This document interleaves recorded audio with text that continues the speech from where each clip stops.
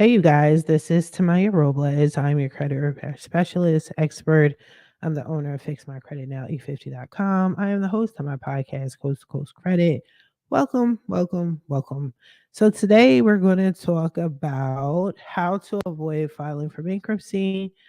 And I've talked about this with you guys before. Check out my past videos on bankruptcies, but I want to just give you some quick tips, some quick reminders on what you can do to help avoid bankruptcy, filing for bankruptcy. Now, it's not a one fit all process. Please understand that. But just take heed to that. Okay. Just take heed to these 5 tips that I have and try to apply it as best as you can. If you want more detailed, specific videos, definitely leave a comment. Let me know. Or check out my past videos. Okay. And so let's get straight into it. Now, we're going to go over these 5 tips. So the first one is creating a budget, debt repayment, debt consolidation. You guys know how I feel about debt consolidation, but I actually have another solution to debt consolidation, another way of going about it. So we'll talk about that. Negotiating and credit repair. Okay. So, first and first, mostly, you want to start off by assessing your income and your expenses to create a realistic budget for you, so for yourself. So create a budget. Now, you may say, hey, this is easier said than done. Uh, when you are when you have your back against the wall and times are tough and you really aren't trying to go to the extreme of filing for bankruptcy, you will be able to figure out on your own how to budget. You cut out the fluff, cut out the YouTube video premium channels, just get free YouTube. Try to maybe sell one of your cars. I'm not a financial advisor in any way, shape, or form, but these are just regular life tips and suggestions that we all, for the most part, had to go through. So I'm just making several basic suggestions. All right. Maybe stop eating, stop doing eating so much, not stop eating, but eating out.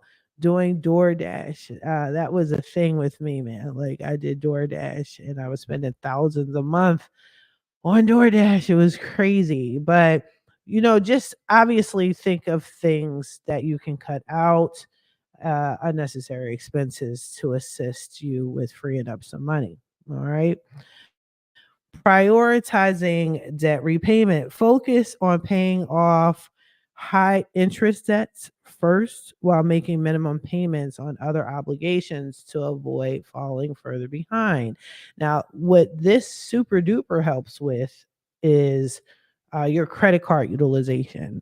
Again, check out my past videos. I do have a video where I'm breaking down how to effectively pay down and off your credit cards. I don't believe in paying your credit cards off completely. You want to leave some sort of a balance, but at least bringing yourself down to 15% utilization or less, because that will help your credit score tremendously. But again, if times are a little tight, work on paying down the high interest debts first. Okay. It is very beneficial to do it that way. Some people, a lot of my clients, they're like, "Oh no, I'll just take my next paycheck and pay off this one credit card." You don't have to do that. Don't stress yourself out financially. Do it in this manner. Again, check out my video. Even if you can't do it immediately, at least pay the minimum balance for everything until you can eventually get to the high interest debts. Okay.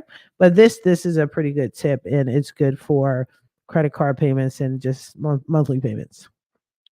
Debt consolidation. So you want to consider consolidating multiple debts into single manageable loans with a lower interest rate to simplify your repayment.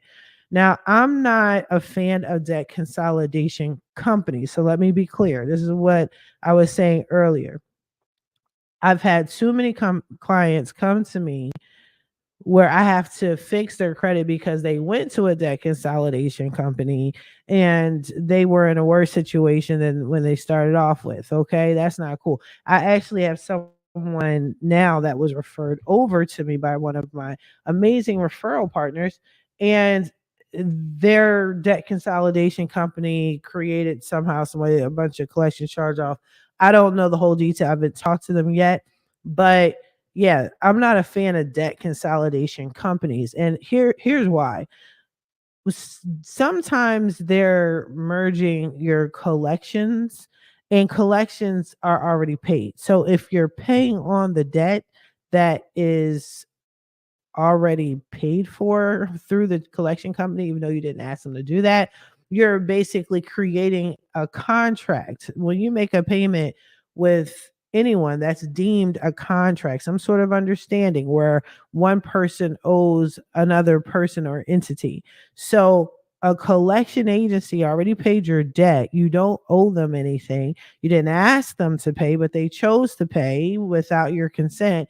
But now, if you pay them, especially through a debt consolidation company, you owe them the money that they're seeking that they already were paid for. And they may even charge extra fees that have nothing to do with the original debt. So, chill on that, right? Another thing is sometimes when you have charge offs, I'm not talking about collections, I'm talking about charge offs. Charge offs are the original debtor, and they have basically closed your account and deem this debt as a charged off account. They did not sell your debt to a collection agency, so it's not a collection account. It is a charge off account. I think what I'm going to do is do another video to break down what every single thing means on your credit card, on your credit report, just so it's abundantly clear. When you are under charge off, you're in a charge off status, right? You you it's not like you don't owe the debt. You do owe the debt. But if you have a debt consolidation company that is, what they're supposed to do is consolidating all your debt and they're just making payments, they're also starting the 7-year clock all over again for a negative account to be on your credit report.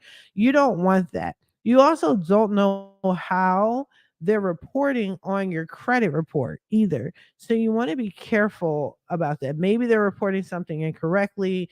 Maybe there's false information. Maybe this is a fraudulent account that you are not responsible for. However, if a payment is being made, you own that now. You own it.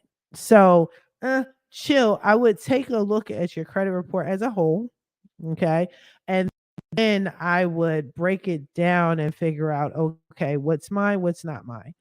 Okay, can I make an agreement with these people? What can I do and consolidate the debt that you do owe, not the collection charge off. So don't freak out with that, but that you do owe, and then consolidate it on your own terms, on your own. I would just be careful if you feel that you uh, have a reputable debt consolidation company and you would prefer to go that route, that's fine, but just be careful and take heed to my warning to the best of your ability. All right.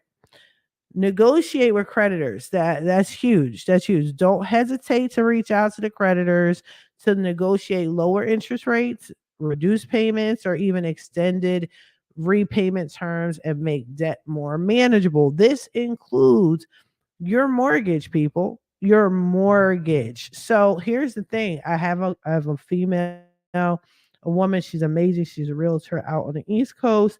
She can help y'all negotiate. I know some people are a little nervous or scared to deal with the mortgage company, but she got you. If you need help with this or you want to hire her, let me know. But you can, honest to God, contact your mortgage company before you go into foreclosure, before things get too hectic, and just say, hey, this is my situation. What options do you have? Because in reality, not just a mortgage lender, but none of these debtors really want to chase you for money. They don't want to put you in collections or sell your debt because it's a loss for them.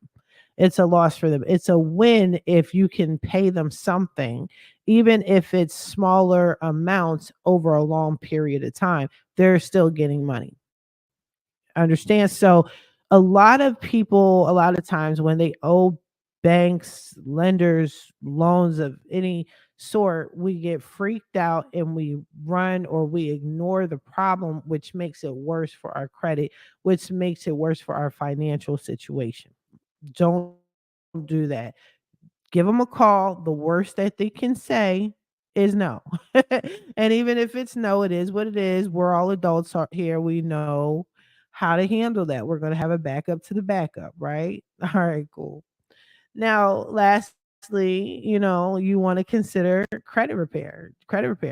Explore the option of credit repair services from a reputable company such as my own, Fix My Credit Now, 850.com. As a credit repair expert, I do help people identify and dispute inaccuracies on their credit report, and it helps improve their credit score overall.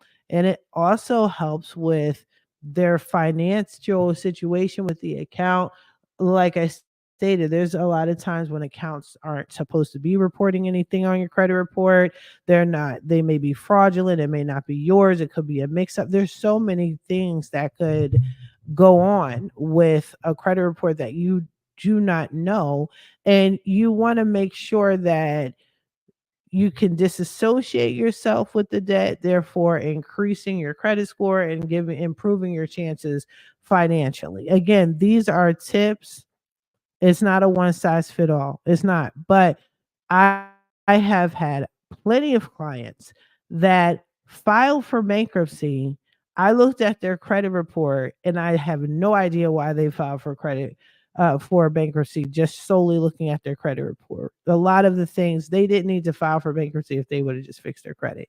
They wouldn't have needed to file for bankruptcy if they would have negotiated fees. We tend to do things that we're not familiar with or educated on. But some people will tell you wrongfully, go ahead and file for bankruptcy. Money's tight, you don't have it, no worries, file for bankruptcy.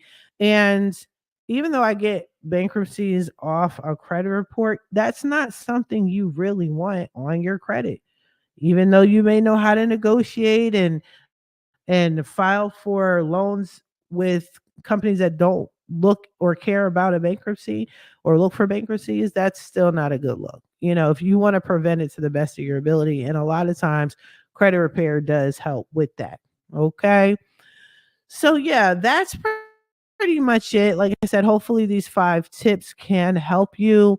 If you want my services, please definitely contact me. Here's my phone number, my email, my website. I also have a lot of DIY information. If you're a do-it-yourselfer and you want to do your own dispute letters, maybe you want to try this on your own. I have free download where it literally breaks down. It's an oldie but goodie, but it breaks down how to fix your credit. It explains what credit is, what to look for on your credit report.